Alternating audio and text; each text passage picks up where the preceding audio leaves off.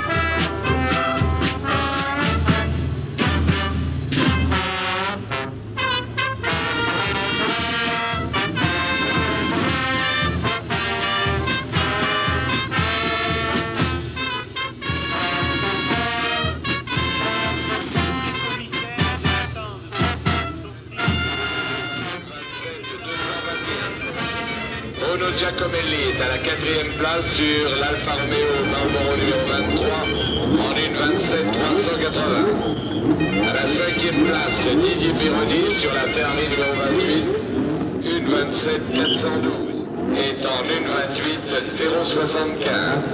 À la 9e place, le numéro 7, John Watson sur Marlboro est en 1:28.106. À la 10e position, le numéro 11, Elio De Angelis sur GPS est en 1:28. On the 9th row, former European Formula 2 champion Brian Henton with number 4, Candy Tyrrell-Ford, and number 26, Jacques Lafitte with the Turbo DG Monaco. 12e place, le Finlandais Rosberg sur la Saudia William est en 1:28.536. À la 13e position, le numéro 5.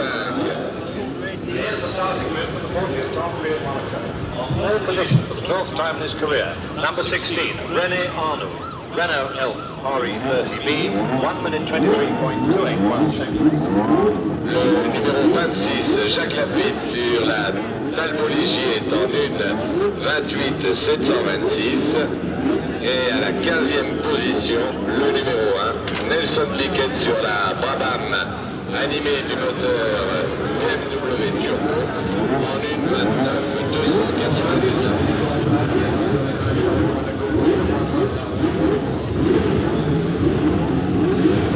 On the fifth row, number 3, Michele Alboreto, Candy Tyrrell Ford.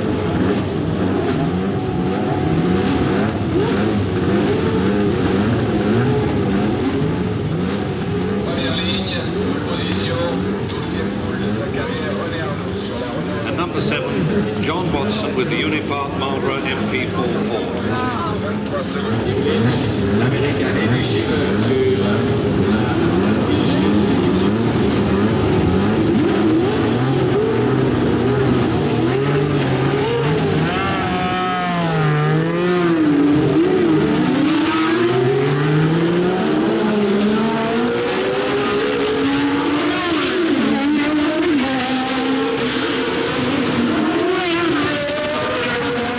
There's no way of telling how many people will be here for this year's Grand Prix. Monaco's 500 acres are simply jammed from harbour to hillside. 75,000 people do pay up to £60 for a seat in the stands, but otherwise there are no turnstiles here. However, 3 times as many don't buy a stand ticket, but they pay an even dearer price to be nearer to the race and more comfortably placed than at any other circuit in the world.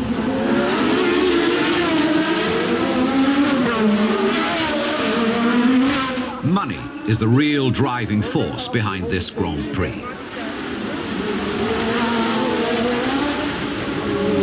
At one end of the spectrum is the television camera, carrying a total of 170 hours of race coverage to countries all over the world. The organisers, here monitoring the race over every yard of the circuit, estimate that that's $7 million worth of publicity for Monaco alone. At the other end, the Grand Prix motorcar, beautiful, powerful, yet sensitive to every dimple in the road. And between the two, an enormous multi-million-pound industry. Sport, it's still there, they say, somewhere. For this motorcar, the Marlboro McLaren, home is in England, in a leafy suburban street in Woking in Surrey. The McLaren team is currently the most successful British combination. Here they assemble the cars driven by John Watson, who's from Northern Ireland, and Niki Lauda, the Austrian and former world champion. This is no backstreet under the arches garage. It could be a hospital, spotless, antiseptic. Here all is precision, accuracy and cleanliness. This is the Ford Cosworth V8 engine. When people talk of great British engineering, this is a piece of it. 20 years old, made in Northampton, brought to Surrey, and still regularly beating the fashionable turbo engines that other Grand Prix teams use, like Renault of France. If either Watson or Lauda wins at Monaco on Sunday, it will be the 154th time that this engine will have carried a Grand Prix driver to victory. The pulse is measured to 1/1000th of an inch, otherwise the car won't run properly, and the suspension will be severely tested round the streets of Monaco. Those belts for me to get up, please. Driver John Watson is being measured too. No Savile Row tailor taped a seat as accurately as his. It's moulded to his body, from his shoulders to his knees. It's time for a final fitting.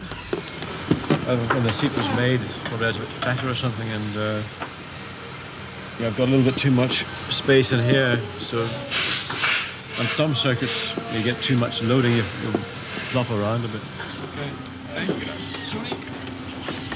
Watson has never won at Monaco. Bruce McLaren, who founded this team, did. So did Graham Hill 5 times, and Jackie Stewart, who was the last British success 10 years ago. A comfortable drive might make the difference, and if Watson has to change cars, his seat will go with him.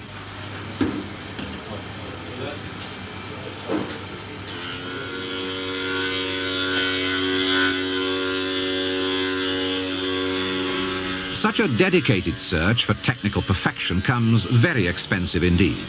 And if the overall shape of John Watson's car resembles a cigarette packet, that's entirely appropriate, because it's the external packaging of that superb engineering that makes Grand Prix racing possible.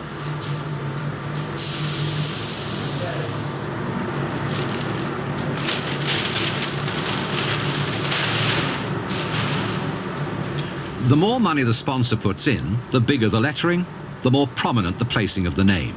And when the time comes to ship the cars to the Grand Prix, the whole of Team McLaren is like a moving billboard, ready to carry the sponsor's message, however controversial, to television viewers throughout the world.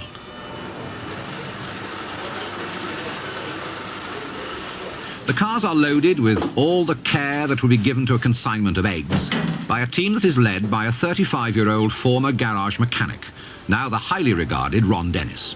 How much money does he have to spend on his McLaren team? Well, we operate on a budget somewhere in excess of £4 million. That's a lot of money. Yes, it is a great deal of money, and unfortunately the costs are escalating. They're not a constant at the moment. Most of it comes through the fact that we have to remain competitive, and we are fighting the major corporations such as Renault and Ferrari. Is there any way of justifying that amount of money spent on what is basically a sport, which is clearly becoming more of a business every day? Well, I think you have to look at the fact that it is a world class of sport, and I think that if you look at a lot of sports at that level, there is a great deal of expenditure. Obviously, a driver can't compete without a car, and it has to be a competitive car, and therefore we are part of a cost spiral that we'd like to avoid, but which, as I said earlier, it's very much linked to opponents who we have to try and beat. Yes. You do rely, of course, very heavily on Marlboro, the cigarette people, for your sponsorship. Could you survive without that? Marlboro is just one of our sponsors. We have a whole range of sponsors, not only Marlboro, Unipark, Cyma and other names not so well known to the UK market.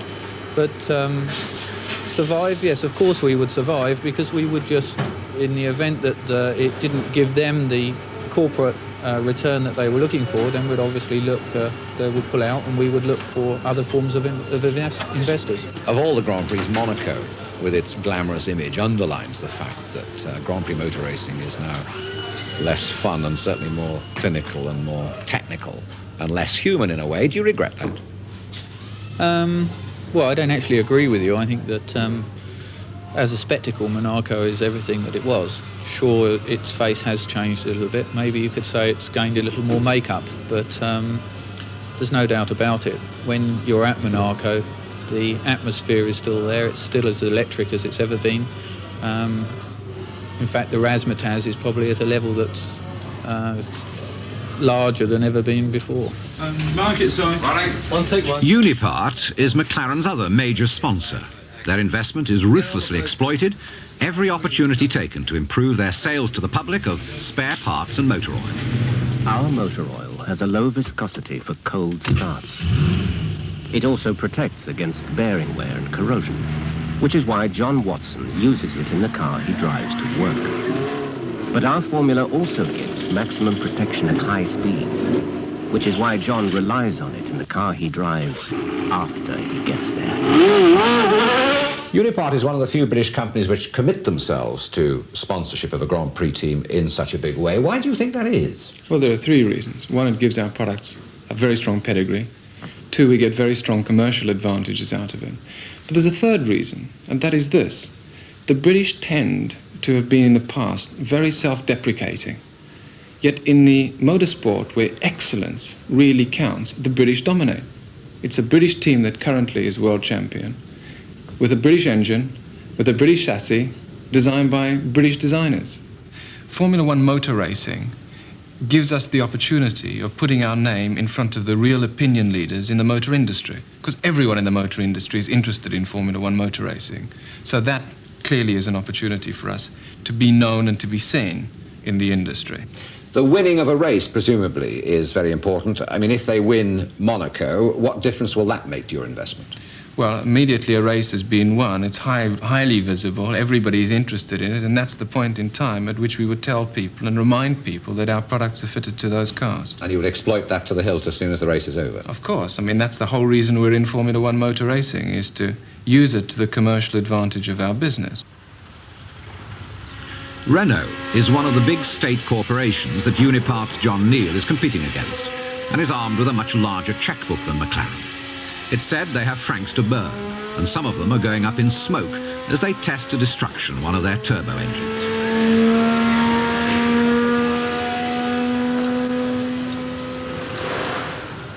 We were allowed in their workshop only under the strictest supervision. Security against sporting espionage was tight, as they tuned one of the 6 engines they'll take to Monaco for 2 competing cars. The French taxpayer demands results for the money spent. 1982 was said to be make or break year for Renault. They did just enough to stay in the ballgame. Renault's Grand Prix operation is part of their saloon car building industry. It's a great feather in the caps of those workers who are chosen to prepare the Grand Prix cars. Equally, if they don't perform well, they can find themselves back on the production line, assembling Renault 5s. And the cost of it all? Some 60 million francs.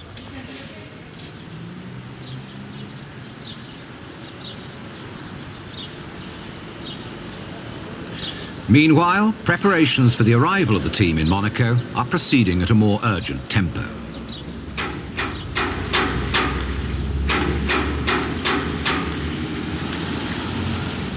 They have a unique problem here. Because the race takes place around the streets of Monte Carlo, the capital, they have to remove and then replace the barriers on each of the practice days, so as to allow shared access to both drivers and citizens. There are more macabre rehearsals for lifting smashed cars quickly off a course where there are no runoffs. Being recovered from the harbour, like Ascari the Italian was in 1955, is rather more difficult. Fire is the most feared hazard, and brigades are called in from nearby France to help surround the circuit with an excess of extinguishers. If a driver starts the race with a full tank, he's sitting in the middle of a 40-gallon petrol can. It's high-octane stuff, and with Monaco temperatures often in the 90s for the race, all the worst tragedies here have involved fire. The publicity value of the event to Monaco may be immense, but the costs are also high. Overkill can save death. It's about this time, with a few days to go, that many locals leave town. At least they do end up with the best road surfaces in Europe, as every crack and dimple is ironed out to smooth the way for 2 hours motor racing.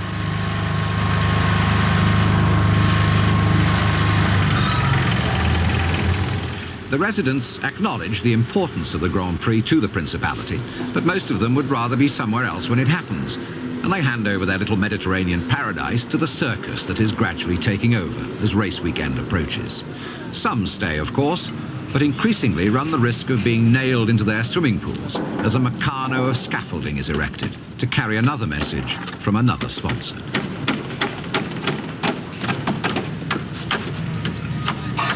It used to take 2 months to prepare the circuit. The complaints grew so noisy that the Automobile Club de Monaco, the organisers, erected 6,000 fewer seats and halved the build-up time. Michel Burry, its president, is the ringmaster of this extraordinary circus.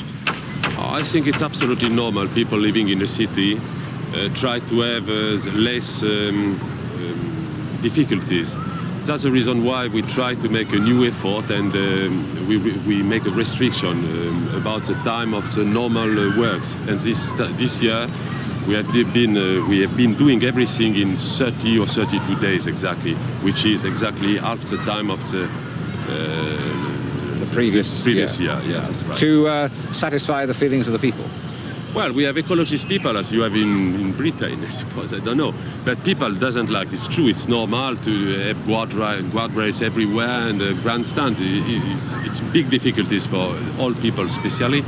And it's normal, we try to do our best. Can I put it to you finally, Monsieur Boyer, that here you have a charming, wonderful old anachronism, a race in these huge motor cars around the charming streets of the Principality of Monaco. Don't you think that given the difficulties, the financial problems, the ecological problems, as you call them, don't you think that it might come to an end fairly shortly? Do you worry that it might suddenly stop? I'll try to tell you the truth. I've been president of this automobile club since 10 years. And since 10 years, every year, I have the same question. I suppose the Grand Prix is as every business. As long the Grand Prix will be with plenty of TV, plenty of interest, plenty of spectators and all the cars and pilots, of course, I suppose everything will proceed normally. And I'm absolutely confident, and I think it will be a big loss for the sport to have this circuit, which might be not very new, it's true, going away, because it's a lot of 40 years of tradition, and we're working for tradition.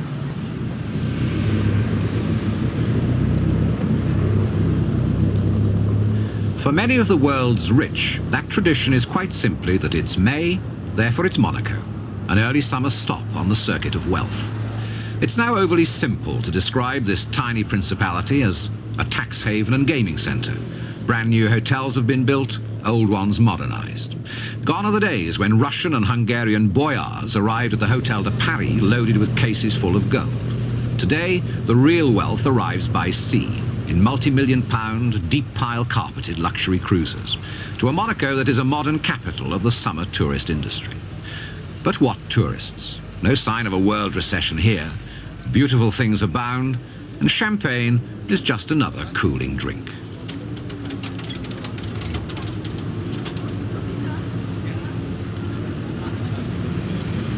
A parking metre here for 4 days costs £1,000. It does, though, give you your own luxury grandstand moored alongside the Grand Prix circuit itself. And these incredible confections, wrapped as they are in an aura of luxury and topped with a veneer of sex, provide a perfect backdrop for more commercial activity. Another opportunity to project the ordinary as something more glamorous than it really is, to market yet another product.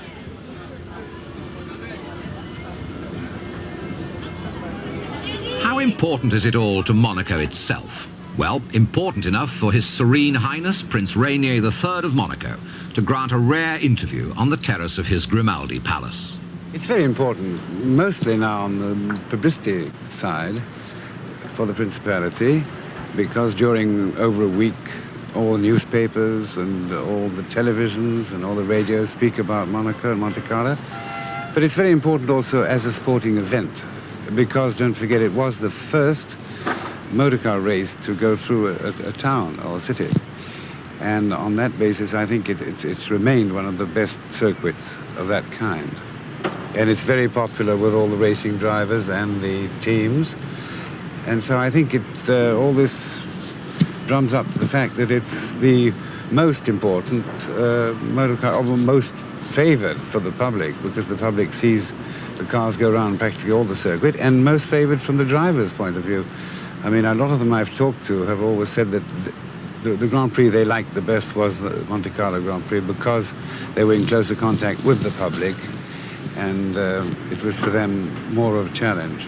You haven't mentioned money. You don't make any money out of it, do you? No, it costs, actually, it costs the government each year to put up this Grand Prix quite a lot of money. What are the financial implications of the whole thing? I mean, does money come from sponsors and that kind of thing? A lot of money comes from sponsors organising the sporting part of the Grand Prix, but all the technical equipment has to be subsidised by the government. And mostly all these new security requirements that are put in each year practically. I mean, we've had to go border the whole circuit with these steel rails. All that has to be subventioned by the government.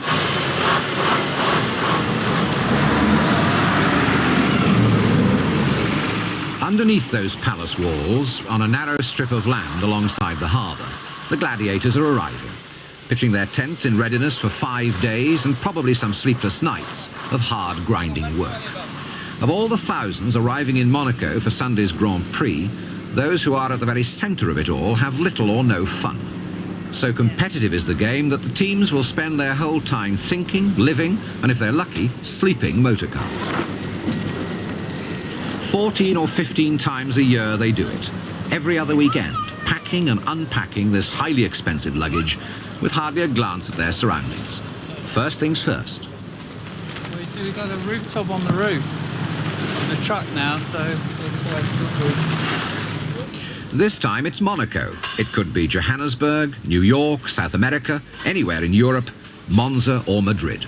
The sport needs the money. But what has big business done to the sport in its eagerness to use motor racing as a marketing tool?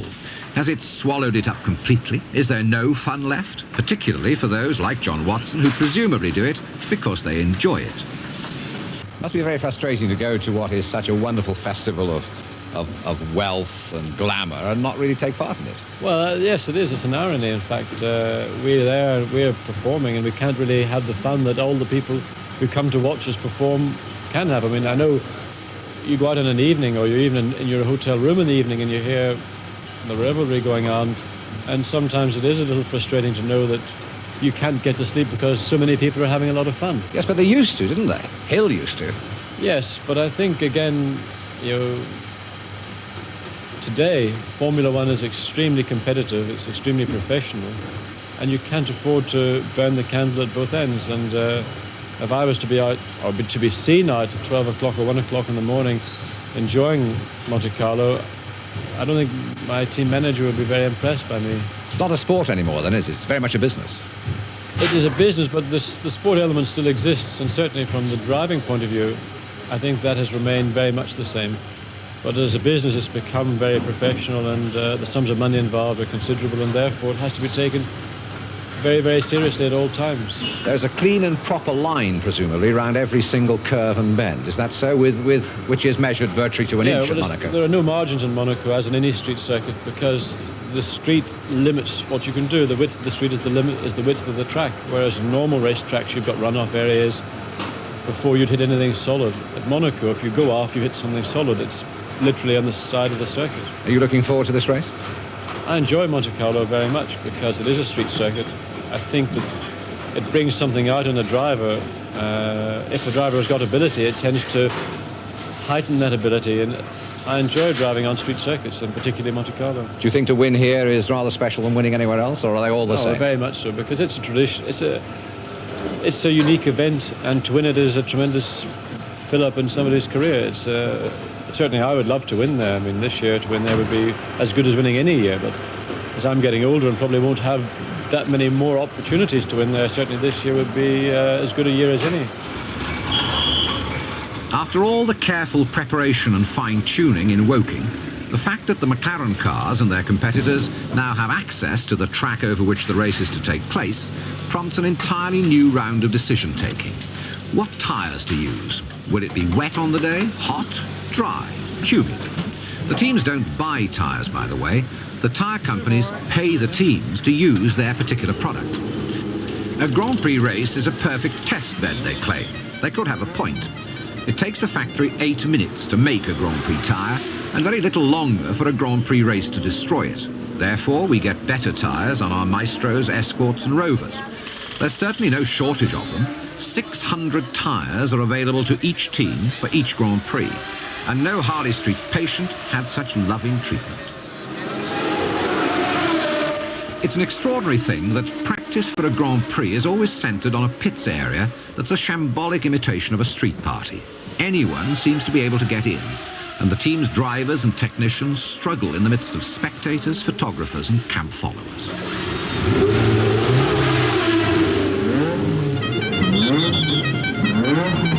For the drivers, there's a sudden sense of relief, of getting on with it, feeling out the circuit that in 3 days' time is going to test their sharpest reactions and driving skills. Almost prone in their skin-tight seats, they're now part of the car and the manifestation of their team's hopes and efforts.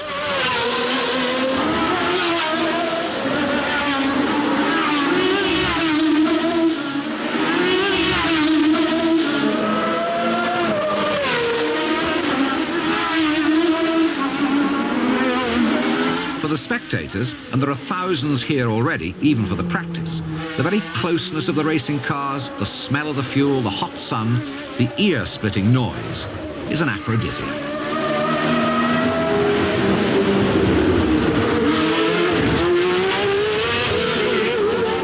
The talk amongst them is of familiar, legendary places. Down past the Mirabeau Hotel, the tunnel, the chicane, Rascasse Bend, the Church of Saint-Devote. Rosie's Bar, where Graham Hill held court after 5 victories and just as generously when he didn't win at all. Today's drivers are of a different breed. There's a remoteness about them, dehumanized as they are by their spacesuits. Utterly professional, highly paid, the best of them can earn $2 million in a single season for a job that carries with it enormous risks. Niki Lauda's flame-proof balaclava barely hides the scars of a crash that all but killed him, and the danger they all share binds them as tightly as the rules of the most exclusive club. Lauda was lucky, many were not. Bruce McLaren himself, Clark, Bandini, Courage, Peterson, Siffert, Rodriguez, Villeneuve, all dead, and others besides. A terrible price to pay for our sporting pleasure and for the commercial advantage of all those who use the sport to advance their business opportunities. And of all the money, millions of pounds of it, that circulates around the glossy world of Grand Prix motor racing, that paid to the drivers seems little enough for the penalty so many of them pay.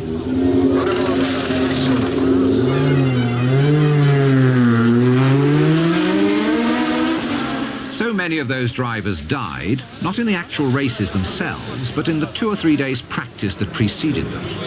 At the start of the race on Sunday, those drivers nearest to the front of the grid obviously have a better chance of winning the race. Their starting positions are dictated by the times they record during the practice sessions. And since the narrow, twisting streets of Monaco offer few real chances of overtaking, the advantages of a good grid position are more important here than on nearly all the more open circuits elsewhere in the world.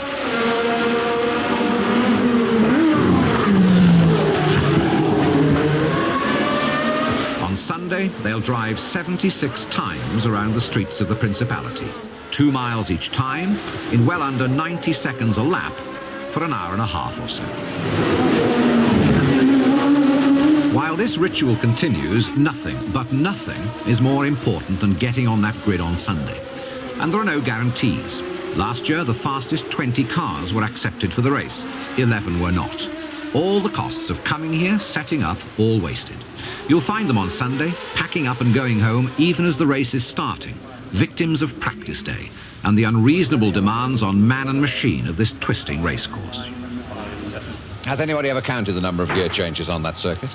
I think Jackie Stewart, when he won in 1973, did about 2,000 gear changes in the race. It's a lot of, about every 3 seconds you're changing gear. And in between that, you're probably braking also. So your feet are really moving just about as much as a very gentle jog for 2 hours. So the gearbox takes a real hammering? It takes a hammering, and so does your hand, in fact, because you're shifting all the time, and the heel of your hand very often gets heavily blistered, so it's a physically uncomfortable race too. If you get a chance to relax during a Grand Prix, surely you don't get much of a chance to relax there in the drive, do you? No, in the race itself, it's practice also. The nature of the circuit is such that there's no part in the circuit where you've got a chance to catch your breath. Even Long Beach, which is a similar street circuit, has got that long straight where you can actually sort of do that, and that helps because it sort of keeps you going until you get round to the same place the next lap. Monte Carlo, you're almost like in an oxygen debt situation where once you start the race, if you can't breathe easily, you just run out of breath and you get very tired very quickly.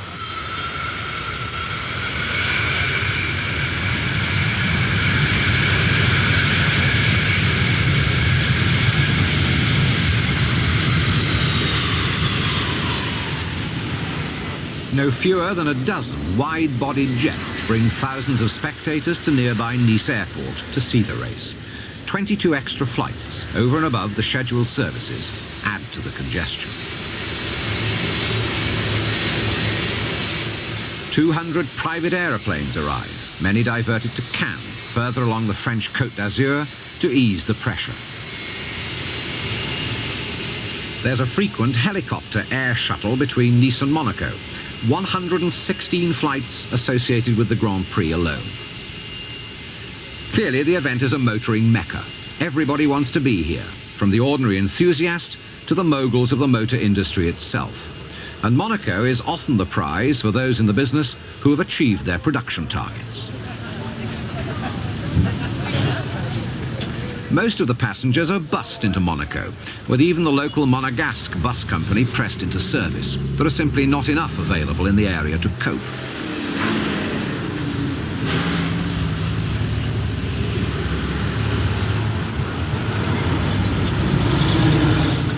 The Monaco that lies in wait for them is geared to catering for their every need, to clothe them as elegantly and expensively as they wish, to give them as close a view of a Grand Prix as anyone can get, feed, accommodate them, and entertain them. 100 years ago, they would have found little here at all. 1,200 people isolated on their rock with nothing but their independence. The heir to the Grimaldi throne, aware that gaming was forbidden in next-door France, sent his man to Bavaria, where it had just been permitted. The Grand Duke's income, he reported back, has just been increased by 2 million marks. which is why a Grimaldi stands proudly alongside an inspiration come true, the casino at Monte Carlo, and on this rock was Monaco's wealth founded. In the mid-19th century, the first gambling license was granted, and the operation masked, since it might offend the puritanism of the times, by the creation of a sea-bathing society, the Société des Bains de Mer. Expansion was rapid. Hotel accommodation must go hand in hand with the casino, said the prince. It was to be the best in the world, he said, and so the Hôtel de Paris was built.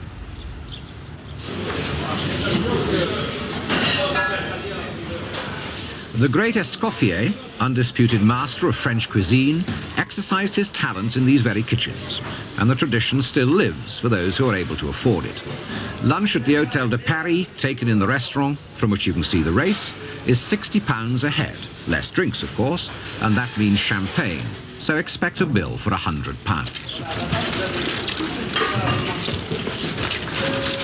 The guests here will pick their way through half a ton of lobsters and 1,200 weight of langoustine.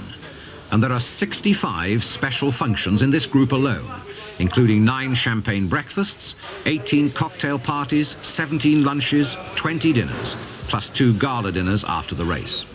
Oh, and by the way, the tariff for 2 people staying here for the 4 days of the race, and you have to book for at least 4 days, is £606 before you've paid any tax, tipped the waiter, or lifted a fork to your mouth.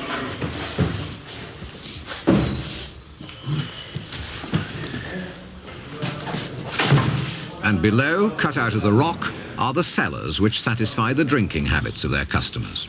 They keep here 140,000 bottles of champagnes and fine wine, and 70,000 bottles of spirits and liqueurs. They have, as you might say, got it sewn up. Just to give you an example, tomorrow, for the day of Saturday, something like 350, 400 bottles will be opened for sure. But Sunday, we have 2 major galas, one here in the grill and one at the Sporting. And in the grill, the order posed for 160 magnums, and for the Monte Carlo Sporting Club, I think that 650 bottles will be sold on that night. We have 1,000 people attending the gala this year, especially we have all the pilots and also the pilots of the old cars. You know, there is a very good race this time. And that means that altogether, something like 50,000 bottles will leave this cellar for the 4 days altogether.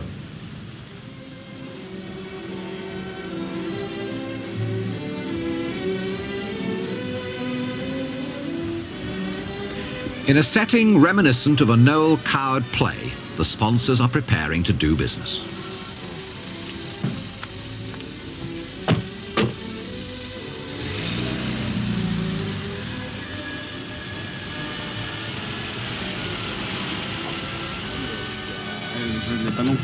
On se connaît.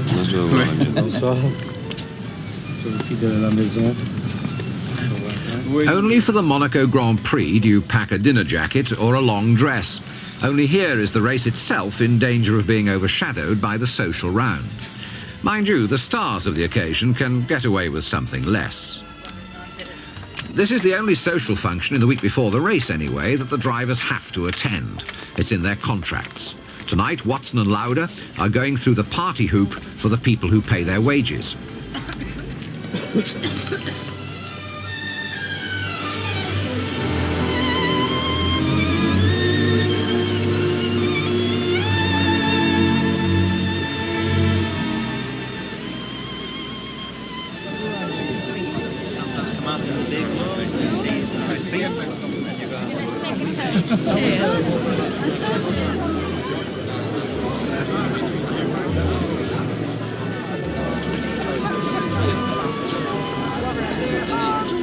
By the way, if you're curious about Lauda's cap, well, the driver is allowed to sell the space on his own head. Since his crash, Lauda wears the cap a lot. It is said the price went up accordingly. It's got a Smith's electronic rev counter. It's clearly a duty. They're sociable without being too convivial, and they'll pick at their dinners and be the first to leave. Also at the party, echoes of the past. Collector's pieces now, beautifully kept, still mechanically perfect. This Alfa Romeo was racing here in the 30s and will race again on Sunday.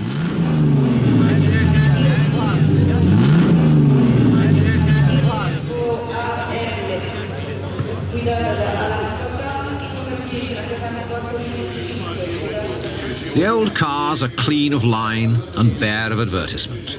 British Racing green, Ferrari red, Alphas, Bugattis, Coopers, Connaughts and Maseratis. And the men who drove them reminisce.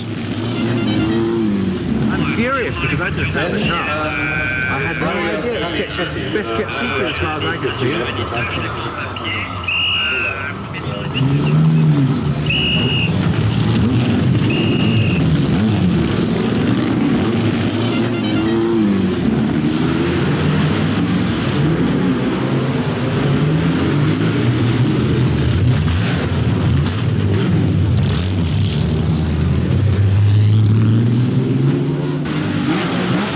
They look like dinky toys, but they still growl deeply, and the fans who remember are enchanted by them.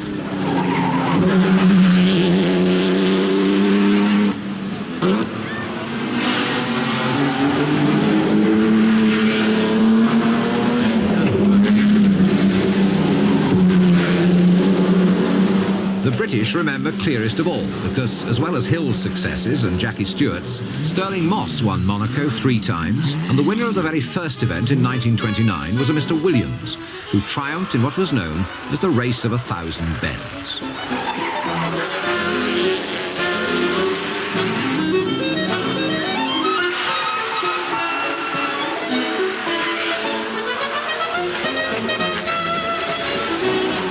In Monaco, the only room to hold a race was around the streets. Many of the Monegasques thought it was a crazy idea. The British magazine Autocar agreed with them. Real nerve is needed in this dangerous road race. The pick of Europe's racing drivers give amazing performances in handling their cars in the famous Monaco Grand Prix. Through narrow, winding streets of Monaco, Beausoleil and Monte Carlo, 100 laps round a twisting, tortuous course, 198 miles in all. Europe's fastest cars are driven at such a pace that only 9 finish out of 15 starters. Monte Carlo, incidentally, is a cradle of motorsports. The famous Monaco Grand Prix made its debut in 1929. It's still going strong. Top drivers from all over the world race for 200 miles round the hilly, winding streets. The 1969 event meant victory once more for Britain's Graham Hill. The Grand Prix was over for another year. The Prince presented the trophy and the streets reverted to normal traffic. Britain had taken the prize. Graham Hill, who ironically survived the Grand Prix circuit but died when his private plane crashed in fog, no doubt looks down in amazement at the grinding physical routines imposed on his successors. This is Watson and Lauder with Willy Dungle, their philosopher, helpmate and physiotherapist, a kind of Grand Prix guru. For the 4 or 5 days preceding every Grand Prix, what Willy Dungle says goes.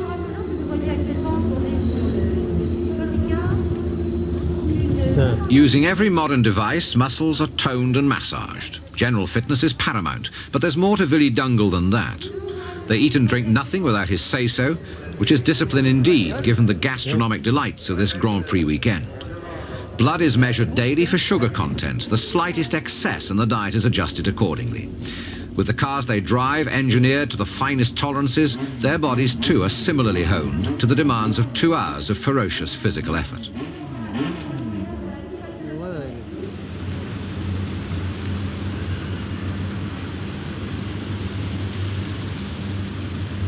Sunday, race day. And Monaco has put on its best weather for the occasion. Warm, sunny and dry. And everybody's busy watching everybody else. Most envied are the boat people. It's everybody's dream to live the good life in this particular style. It's one glorious promenade, a catwalk between the harbour and the paddock, where the teams park their huge air-conditioned motorhomes. This is where, during the days before the race, the racing teams entertain the sponsor. It's not too early to raise the topic of next year's contract. Every 12 months, a sponsor can say thank you and goodbye.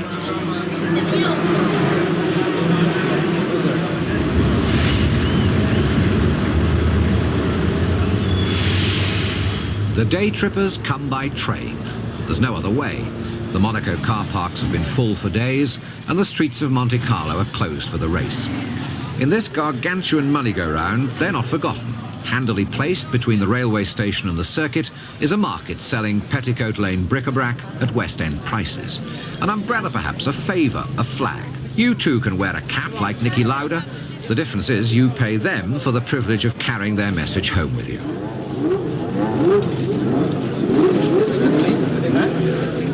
Here they'll sell you anything short of a Grand Prix racing car. And of course you'll need a program to follow the race and spot the winner.